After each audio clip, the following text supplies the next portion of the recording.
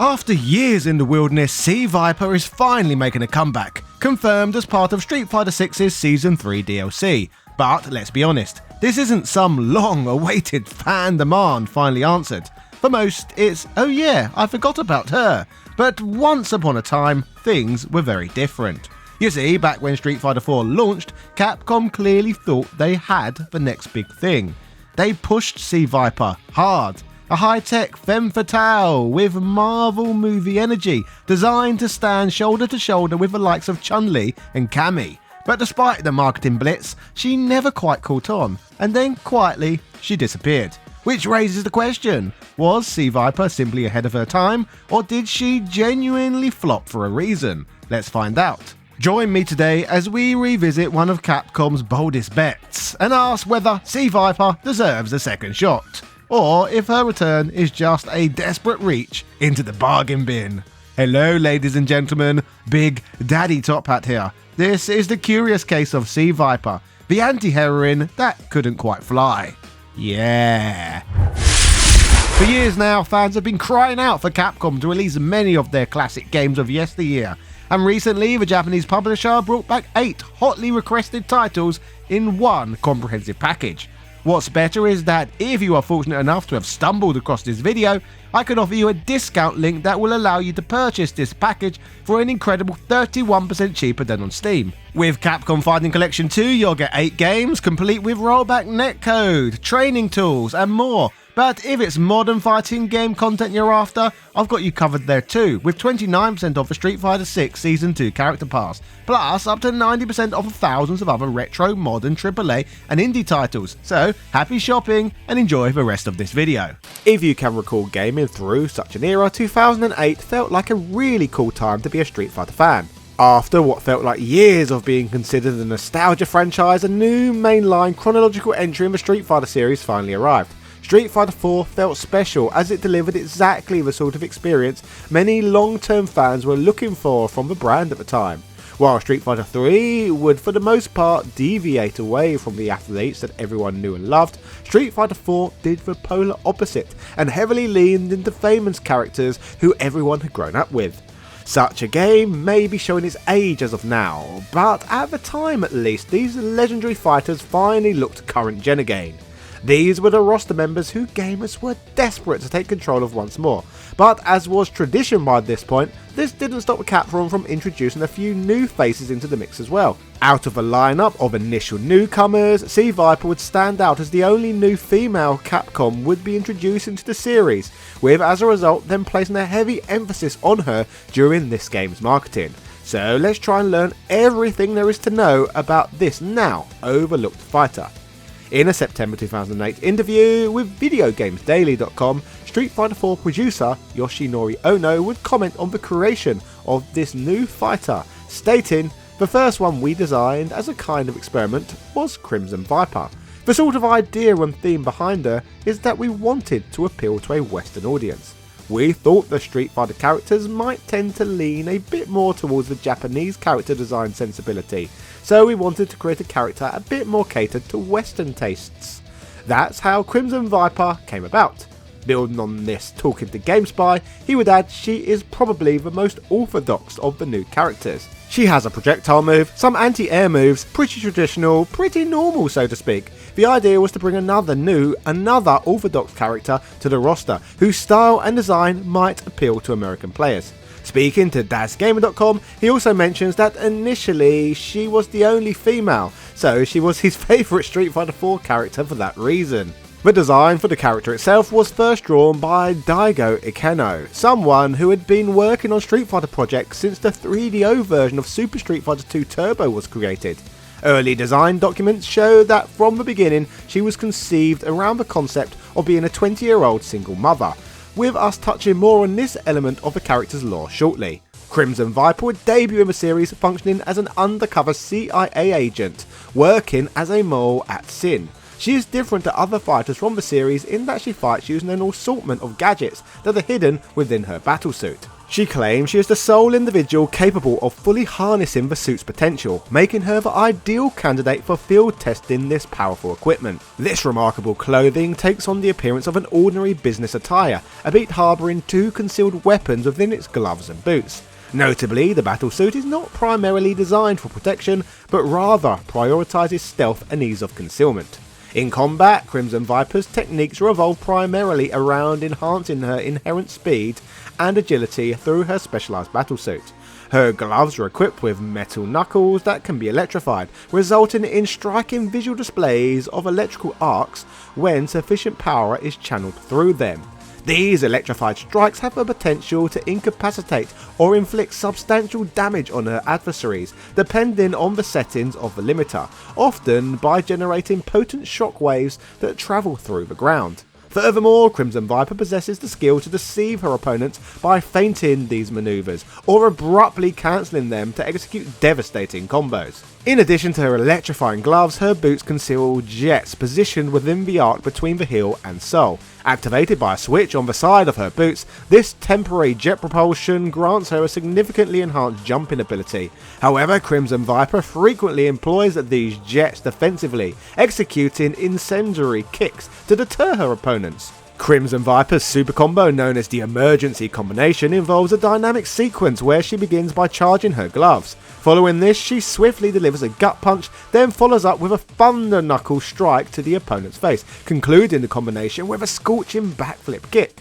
On top of this, C.Viper is also capable of an ultra combo known as Burst Time, which entails her overcharging her gloves and forcefully striking the ground, triggering an electrifying explosion. Subsequently, Crimson Viper executes 4 consecutive backflip kicks that keep the opponent suspended in the air.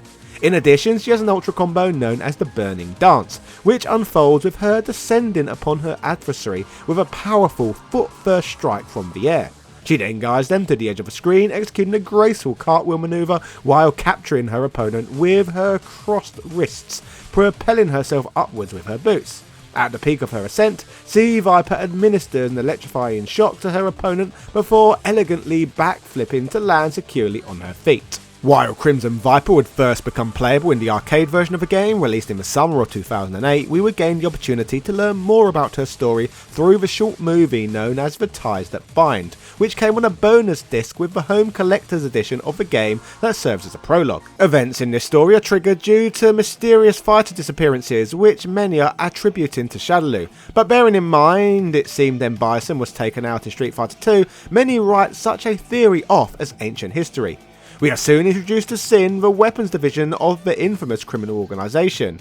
Being run by Seth, who was intended to be a body for M. Bison, they are undertaking a special bioweapon project known as Bliss, and are looking to track down Ryu. Crimson Viper would play a large role in this tale. Operating undercover as Maya, she makes an attempt to interview Ken Masters, a subject of her covert surveillance for some time, within the confines of the Masters Foundation headquarters. Unfortunately, while her request was declined, later undeterred to get what she wants, C.Viper ventures to a baby shop in search of Ken's wife Eliza. There she introduces herself and even offers a doll as a friendly gesture to get Ken's loved one on side. As the story progresses, back at the Master's grand estate, a conversation unfolds between Eliza and one of the household maids regarding the gifted doll, but both of them are completely unaware that it contains a concealed listening device. This hidden bug was ingeniously planted by C.Viper herself. As this is unfolding, she detects a Sin agent spying on her and swiftly incapacitates him with a formidable Thunder Knuckle attack. With authority, she instructs him to contact his superior immediately. In subsequent discussions with the CIA, C.Viper disclosed her mission to track down Ryu, believing that Ken's involvement would be essential due to their deep friendship and fierce rivalry. However, throughout the conversation, this layered character's thoughts never stray away from her daughter Lauren. This is demonstrated in a scene that shows her glancing at a photograph featuring the pair of them. At one point, we also see her stumble upon a heartfelt happy birthday mum card on her car's rearview mirror. But in a contemplative moment, sat in her car sipping a drink, she notices a mysterious figure darting past her vehicle. As this prologue continues, later on C.Viper manages to orchestrate an ambush on Ryu at the behest of Seth, seeking to test his combat skills. Their battle is intense, marked by the relentless use of her Thunder Knuckle and other formidable attacks. The pair, however, don't end up fighting for long, as their showdown is soon interrupted by the unexpected arrival of Cammy. C.Viper, after cautioning Ryu not to engage her, unleashes the impressive capabilities of her battlesuit. In a memorable clash, C.Viper decisively seizes Cammy's kicks and delivers a devastating blow to her midsection, leaving her breathless. Following a forceful kick to the face, C.Viper lifts Cammy and subjects her to an electrifying attack. Cammy, writhing in pain before C.Viper, has her torment escalated when she steps on Cammy's head. This brutality is all in an effort to draw out Ryu's latent power. Ultimately, after successfully incapacitating Cammy with a fiery kick, C.Viper achieves her goal, although unfortunately for her, the power surge results in the destruction of her monitoring equipment, necessitating the need for her to make a hasty retreat. But while this backfires for her, she still has another ace up her sleeve. Back at the Master's mansion, C.Viper urgently contacts Ken, informing him and the other fighters that Sin has taken Eliza hostage, demanding Ryu in exchange. On the cruise ship where Eliza is being held captive, Ken, Ryu, Sakura and Chun-Li covertly infiltrate the vessel. Confronted by Ken, C.Viper refuses to divulge Eliza's whereabouts, deeming him weak. Attempting to strike him with her Thunder Knuckle, she however is astounded when Ken displays near invincibility, prompting her to make a quick escape.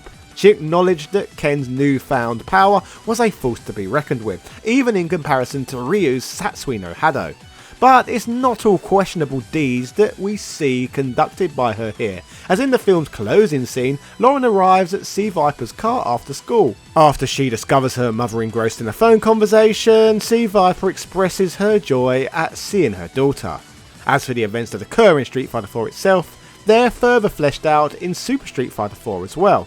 While still officially employed by Sin, C.Viper continues to operate covertly as a secret agent for the CIA. Her primary mission involves overseeing the Battlesuit project while assuming the identity of a Sin operative. In the game, she willingly enters the tournament hosted by Sin to assess the prototype suit's capabilities. She has promised that success in this endeavour will lead to her reassignment to the Bliss project.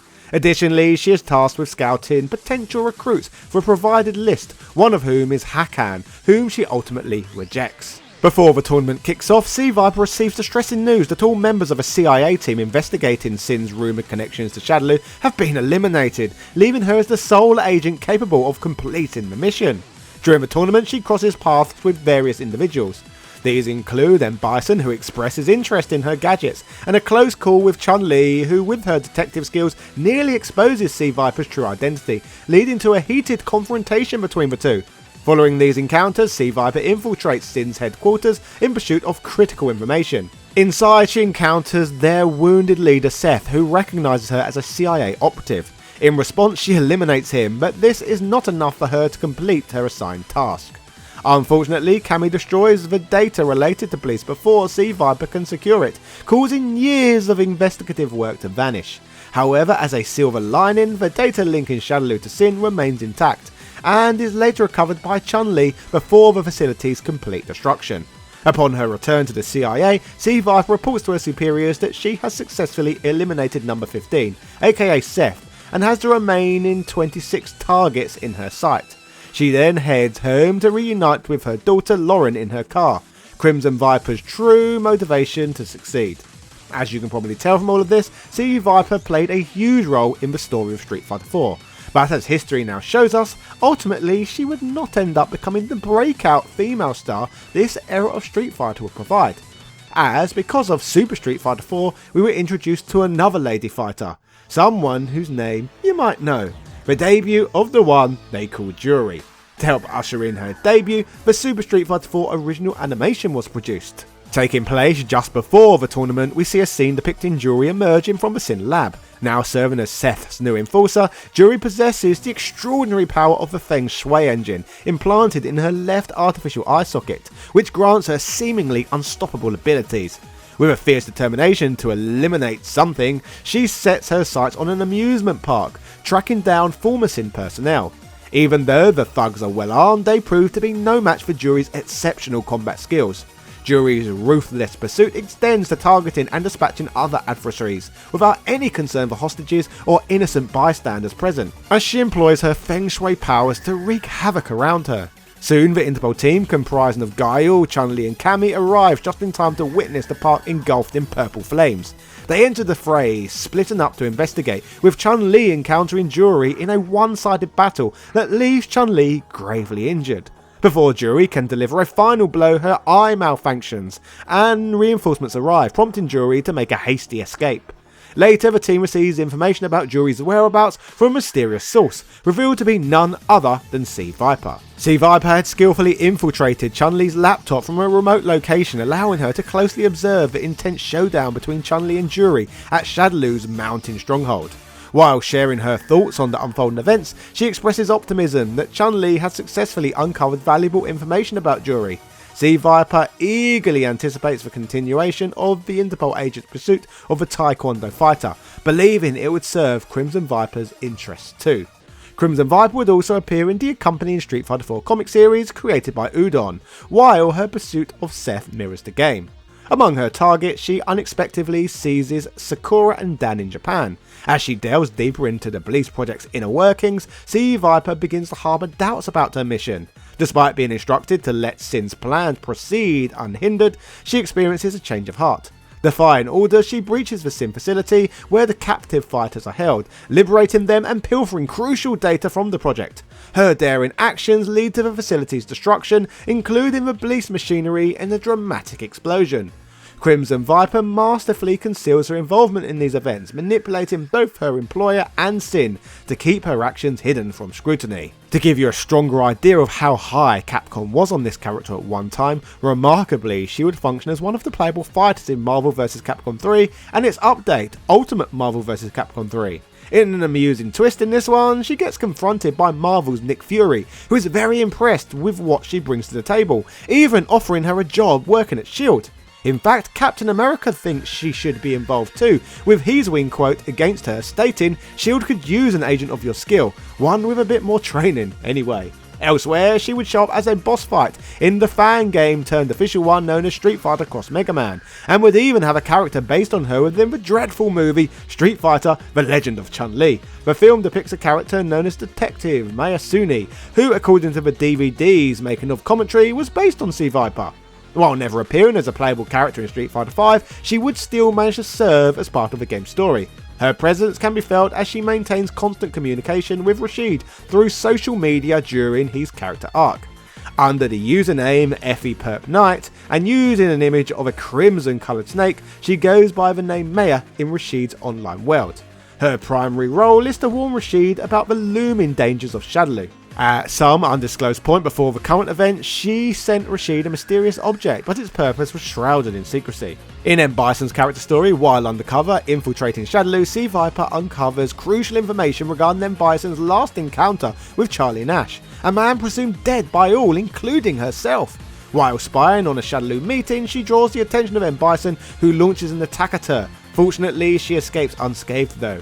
Building on all of this, in Juri's character story, she crosses paths with Juri and reveals the reasons behind her not being incarcerated due to other matters. She also issues a warning about Shadaloo's hidden motives. In Urian's character story, C.Viper confronts Urian after discovering that another Sin vessel is in someone else's possession. Believing Urian to be a potential successor to Seth's leadership of Sin, she questions him about his intentions. Their confrontation escalates as Urian angrily deploys an Aegis Reflector, which C.Viper narrowly avoids. Urian continues to deploy multiple Aegis Reflectors, ultimately forcing C.Viper to make her escape. As different as C.Viper is to other mainline Street Fighter characters, Crimson would never be completely free from controversy, as many would claim she was simply a rip-off of King of Fighters character, the Crimson Agent Vanessa. Yoshinori Ono himself would respond to this criticism, claiming that any resemblances between the two was completely unintended, and she was created from the best parts of several different Capcom designs during early development phases. He would go on to clarify that she was their attempt at creating a character with a cool design, and considering SNK characters are predominantly cool looking, that's why coincidentally they look the same. Comment below what you think of this take. Throughout her appearances across comics, animations and games, C.Viper continuously exhibits a commanding and patronising demeanour in her interactions with other fighters. However, beneath this facade, she displays a genuine curiosity about the struggles and inner workings of her fellow combatants. Nevertheless, when it comes to her missions, C.Viper remains unwavering, determined to achieve her objectives, and will allow no one to hinder her progress. For these reasons, she can be viewed as somewhat of a grey character compared to other fighters in the series. Just like with Street Fighter V, she is yet to show up in Street Fighter VI. However, in a conversation during Juri's World Tour dialogue in Street Fighter VI, Juri states that her and C.Viper have been partners in criminal enterprises for years, following the downfall of Sin. However, it is impossible to verify if Juri is telling the truth, considering she is known to be a character that purposely trolls the player and those around her. Still, with her failing now to appear as a playable character in a Street Fighter game since 4, we can surmise that all of that initial energy and marketing that Capcom placed into the character was all kind of a waste of time, as it feels like since Super Street Fighter 4, C.Viper has been completely sidelined in significance in favour of Juri instead. In fact, while C.Viper was first positioned as an anti-hero with Juri being a true villain, Juri has since been pivoted somewhat and due to her extreme popularity has been awarded the anti-hero role herself. So Juri has replaced Crimson Viper in more ways than one. For these reasons, it almost feels like C.Viper was somewhat of a conceptual stepping stone, whose story would eventually result in everyone's favourite Street Fighter Super Skank replacing her as the franchise's anti-heroine. To call her a complete failure, I think, would not be doing this character justice, considering what an interesting start she had to life, with Capcom pumping tons of time and resources into helping us all get to know her. However, the fact that she has not appeared in a true new Street Fighter game for 15 years perhaps suggests that all of that character development could have best been spent on another fighter, one perhaps they were going to support more over the years. To give you an idea of how high they are on Juri in comparison, she has now been made playable in 4, 5 and 6 back to back. The only fighter is capable of such a brag outside of the Street Fighter 2 legends. To this day, C.Viper remains a unique and interesting character in the Street Fighter series, and her complexity and technicality can be appealing to players. Pair this with her unique design and gameplay mechanics, she continues to earn a dedicated fan base within the fighting game community. But due to the runaway success of Juri, this is why, in my opinion, this anti-hero has lost her spot. In my opinion, C.Viper's new Street Fighter VI artwork makes her look more alluring than ever, elevating her from a once-forgotten experiment in style to a full-blown femme fatale with serious presence. The redesign leans into her sharp, confident persona while modernising her look in a way that feels both powerful and sleek. Out of all the fighters revealed last week, her design easily stands out as the most compelling, with a perfect balance of flair, attitude and polish that finally gives her the star power Capcom always hinted at but never quite nailed. So maybe the future is finally bright for this mostly forgotten fighter. Don't forget you can use my discount link and grab the entire Capcom Fighting Collection 2 for 31% less than on Steam, complete with rollback netcode, training tools and more. And if you're more interested in the latest brawlers, I've got you 29% off Street Fighter 6's Season 2 Character Pass. Plus there are discounts of up to 90% across thousands of other retro, modern and indie games too. The links are in the description, so treat yourself and I'll see you in the next one. Cheerio!